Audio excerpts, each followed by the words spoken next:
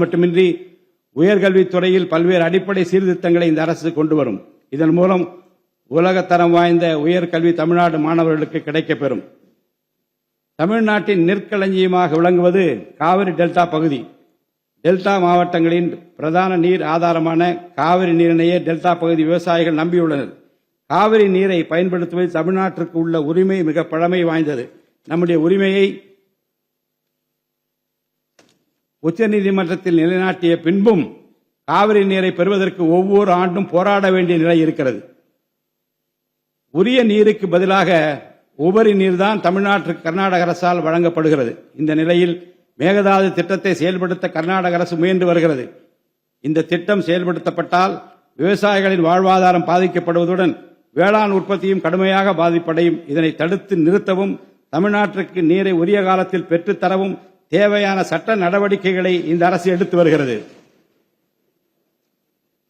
தமிழ்நாட்டு மீனவர்கள் தங்களின் வாழ்வாதாரம் மற்றும் பொருளாதார பாதுகாப்பை பாதிக்கும் பல்வேறு சவால்களை தொடர்ந்து எதிர்கொண்டு வருகின்றனர். பருவமழை, புயல் மற்றும் பிற இயற்கை பேரிடர்களால் ஏற்படும் பாதிப்புகளுக்கு அப்பாற்பட்டு பாக் வளைகுடா பகுதியில் தங்களின் பாரம்பரிய மீன்பிடி பகுதிகளில் மீன்பிடி தொழிலில் ஈடுபடும் மீனவர்கள் அடிக்கடி கடுமையான துன்பங்களை அனுபவித்து வருகின்றனர். அவர்கள் இலங்கை கடற்படை அதிகாரிகளால் கைது செய்யப்படுவதும் அவருடைய மீன்பிடி படகுகள் பறிமுதல் செய்யப்பட்டு நீண்ட காலம் பிடித்து வைக்கப்படுவதும் கணிசமான அளவில் அபராதங்கள் விதிக்கப்படுவதும் தொடர்ந்து நடைபெற்று வருகின்றன. இந்த நீண்டகால பிரச்சினைக்கு தீர்வு காண ஒன்றிய அரசு தொடர்ந்து வலியுறுத்தும். அதே நேரத்தில் மீனவர்களின் வாழ்வாதாரத்தையும் பொருளாதார நிலைத்தன்மையையும் வலுப்படுத்தும் பல்வேறு நடவடிக்கைகளையும் மேற்கொள்ளும்.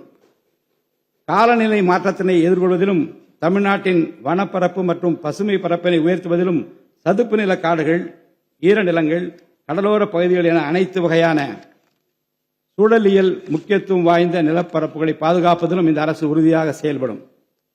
நிலத்தடி நீர்மட்டத்தை உயர்த்தவும் மழை காலங்களில் வரும் நீரை சேமிக்கவும் ஏதுவாக ஏரிகள் மற்றும் குளங்கள் பராமரிப்பு திட்டம் ஒவ்வொரு ஆண்டும் செயல்படுத்தப்படும். மேலும் கடலுக்கு செல்கின்ற நீரை தடுக்கும் வகையிலும் மழை நீரினை சேமிக்கும் வகையிலும் தேவையான இடங்களில் தடுப்பணைகள் கட்ட நடவடிக்கைகள் மேற்கொள்ளப்படும். தென் மாவட்ட மக்களின் உயிர் நாடியாக விளங்குவது முல்லை பெரியாறு அணையாகும். முல்லை பெரியாறு அணை நீர்மட்டத்தை 142 அடி வரை உயர்த்திக் கொள்ள உச்சநீதிமன்றம் 2014ஆம் ஆண்டு ஆணையிட்டதோடு அணையை வலுப்படுத்திய பின் அணையின் நீர்மட்டத்தை 152 அடி வரை உயர்த்திக் கொள்ளலாம் என்றும் அறிவுறுத்தியிருக்கிறது. ஆனால் அணையை வலுப்படுத்தும் பணிகளை மேற்கொள்ள தொடர்ந்து அனுமதி மறுத்து வரும் கேரள அரசானது அதற்கு மாறாக புதிய அணையை கட்ட வேண்டும் என்ற கோரிக்கையை தொடர்ந்து வலியுறுத்தி வருகிறது. கேரள அரசின் புதிய அணை கட்டும் முயற்சியை தடுக்கவும் முல்லை பெரியார் அணைப்பகுதியில் பழுதுபார்க்கும் பணிகளை மேற்கொள்ளவும் அணையின் நீர்மட்டத்தினை உயர்த்தவும் உறுதியான நடவடிக்கைகளை இந்த அரசு எடுக்கும். நதிநீர் இணைப்பு திட்டத்தை செயல்படுத்தும் விதமாக முதற்கட்டமாக தமிழ்நாட்டில் உள்ள நதிகளை இணைக்கவும் அதனைத் தொடர்ந்து ஒன்றிய அரசிடம் வலியுறுத்தி தென் மாநிலங்களில் உள்ள நதிகளை இணைக்கவும் இந்த அரசு தீவிரமாக முயற்சி மேற்கொள்ளும். கீழடி, ஆதிச்சநல்லூர், கொடுமணல், மயிலாடும்பாறை, சிவகலை, அழகன்குளம், அரிக்கமேடு, சல்வன்குப்பம் மற்றும் பூம்புகார் ஆகிய தலங்களில் தொடர்ந்து தொல்லியல் துறை ஆராய்ச்சி மேற்கொள்ளவும் கீழடி, ஆதிச்சநல்லூர் ஆகிய இரு தலங்களுக்கு யுனெஸ்கோவின் உலக பாரம்பரிய சின்னம் என்ற அங்கீகாரத்தை கிடைக்கவும் இத்தலங்களுக்கு பள்ளி மாணவர்களை கல்வி சுற்றுலா அழைத்துச் செல்லவும் இந்த அரசு வழிவகை செய்யும்.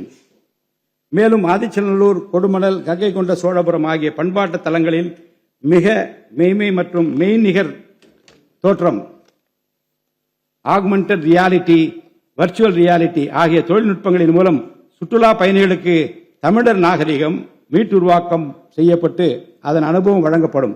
இவற்றுடன் இணைந்து மாநிலத்தின் இயற்கை வளங்களையும் சுற்றுச்சூழல் சமநிலையையும் பேணி காக்கும் வகையில் ஒரு விரிவான நிலையான சுற்றுலா கொள்கை சஸ்டைனபிள் டூரிசம் பாலிசி வகுக்கப்படும். சுற்றுச்சூழல் பாதுகாப்போடு உட்கமைப்பை மேம்படுத்தி தமிழ்நாட்டை உலகளாவிய பாரம்பரிய மற்றும் சூழல்சார் சுற்றுலா தலமாக இந்த அரசு மாற்றும்.